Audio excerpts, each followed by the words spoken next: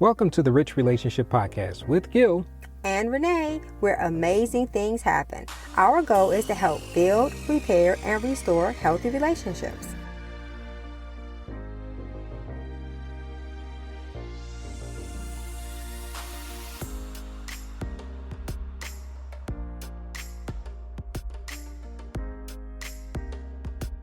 In our imagination, are all the cameras on? Yes, ma'am. Okay. So I hope you guys actually got something out of what we did. It had a little bit of technical difficulty, as they like to say, but we were talking and there wasn't no sound. Yeah, and that was unfortunate, but we still got comments. Yes, we did, and we got feedback, and we had questions.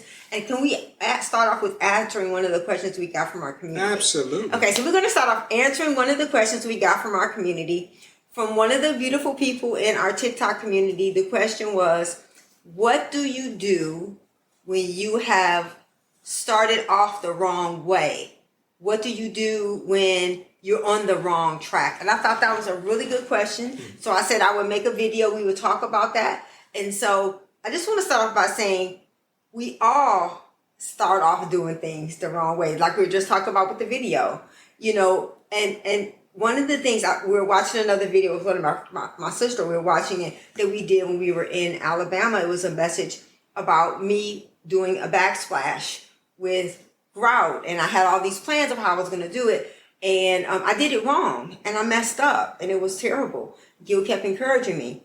But the thing that taught me was, and the thing that I want to encourage the person who asked that question, and I'm going to go back and I'll tag her in the comments, but that's the purpose of grace. That's the purpose of salvation. That's the purpose of forgiveness. When you do the wrong thing, hi, thanks for joining us. When you do the wrong thing, when you start off the wrong way, you stop, you repent, you ask God to forgive you. And if there's a person that's involved that you need to ask them to forgive you, go to them and say, hey, I'm sorry, I did that wrong. Now, I'm not saying that if you think somebody is mad at you, you go to them and say that.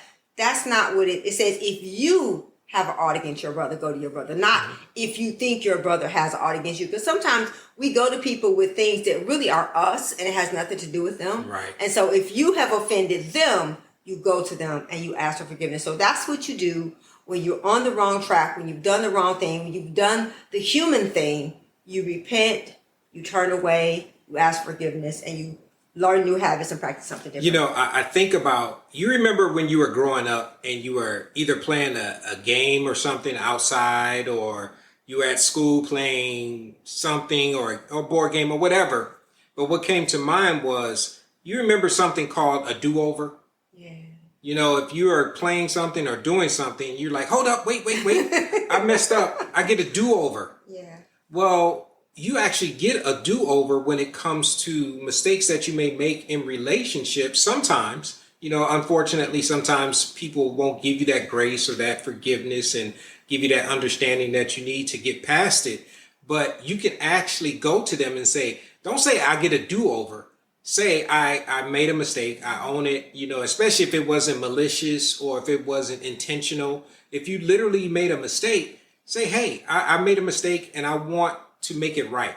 And in our day and time now that we're living in, I think sometimes people have a problem with taking ownership of when they make mistakes or they do things wrong, or even if you made an intentional mistake. But guess what? And if you own it and go back onto it, go back over it, I think people are looking to forgive. I really believe that. If you ask them to.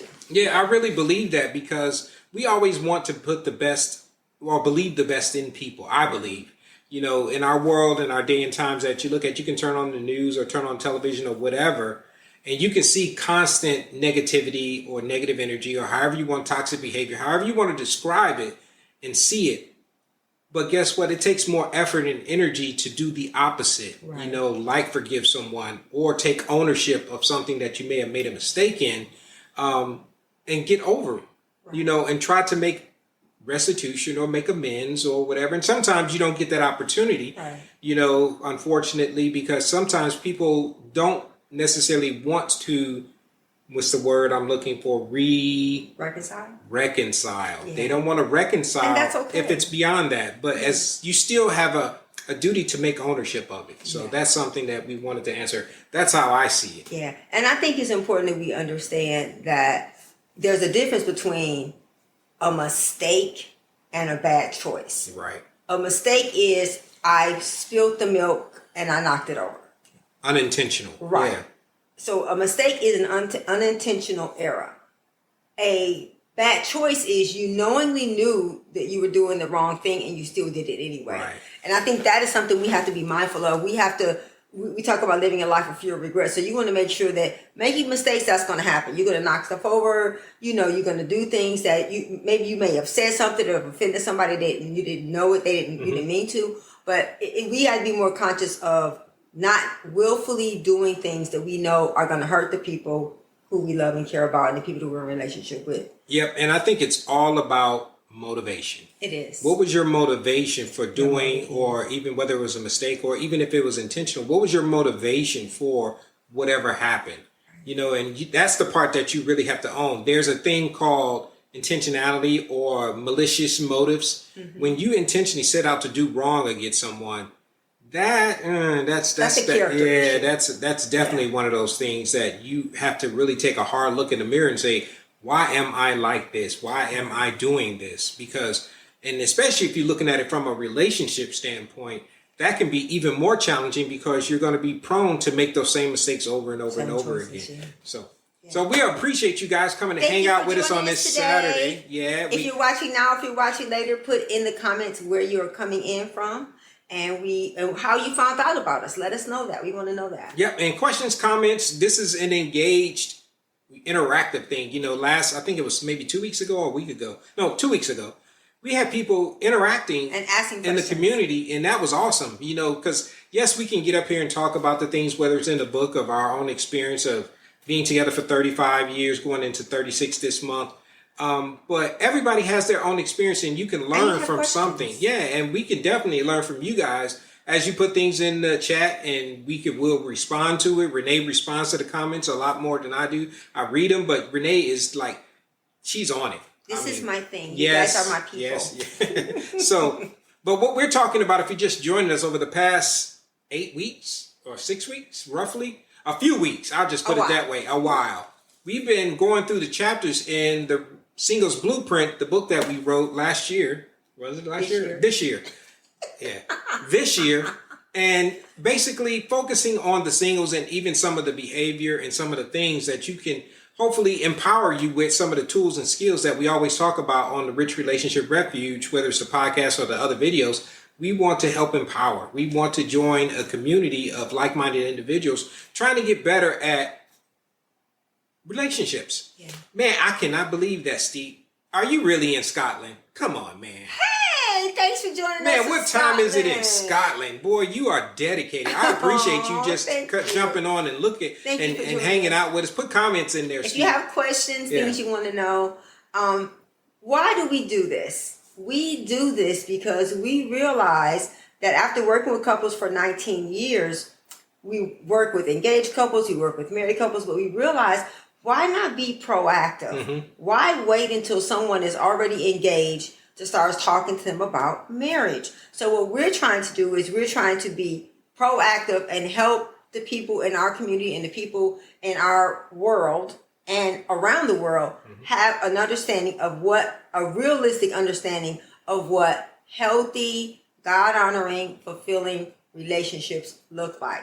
And so we're right now going through the Singles Blueprint, but as Gil mentioned, we have another book. It's called Our Marital Code to Oneness. We wrote it during the pandemic with 21 other couples, and we created the workbook. And so we're going to go through the workbook for the couples next. And I just want to encourage you all. I know that right now, everybody wants us to come in February and do love stuff and talk about relationships.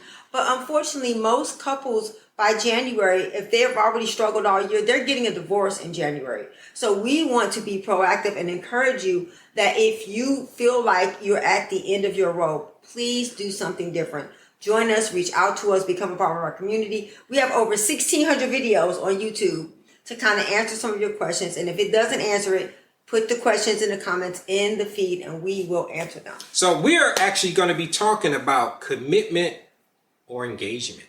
Which one comes first? Well, that's what we're going to talk about. Actually, when you think about what the word commitment and engagement are, sometimes people make the two synonymous. They make them two, they're exactly the same. But in the context of relationships, you think about when you go towards an engagement, there's some things that should have already happened long before you got the ring and you came up with the perfect Color proposal scheme, and you knew who was going to be in the wedding, before you and how many start tables. planning it and all those things. And that's what the chapter in the book is talking about, is knowing the difference between the two. So we're going to start out talking about commitment and engagement. And as you listen to these things, you tell us which one do you think comes first, and we're already going to say, well, I think commitment comes way before engagement. And if you think about it, it would have to. Because if I get engaged to someone I'm not committed to. People do that.